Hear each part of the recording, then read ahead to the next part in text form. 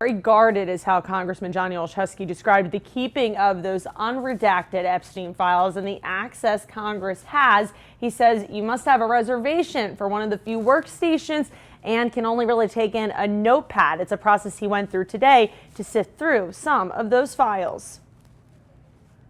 I went because the Department of Justice isn't doing what the law requires. It was passed by Congress and signed by President Trump, and it requires a fully unredacted release of the files, protecting only the information of those who are survivors of Jeffrey Epstein's horrific crimes. Congressman Johnny Olszewski spending hours at the Department of Justice Thursday combing through the unredacted Epstein files.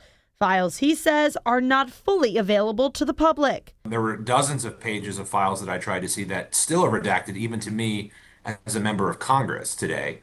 And so I'm curious and wonder and worry what those include. U.S. Attorney General Pam Bondi, who is over the Department of Justice, defending the manner in which the files have been released earlier this week during a hearing with lawmakers. American people need to know this.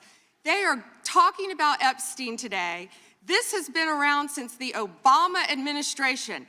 This administration released over 3 million pages of documents, over 3 million, and Donald Trump signed that law. But Olszewski says until the public can view the files in their entirety, with the exception of redactions to protect survivors, justice and accountability will not be served. At this point, Attorney General Bondi is actively violating the law that she's sworn to uphold. I do worry that there are documents that need not be redacted that are still being redacted for even members of Congress. And I know, having seen them, that there are redactions that I think are not entirely necessary that the American public would benefit from, in addition to the 3 million documents that are still being withheld entirely from everyone.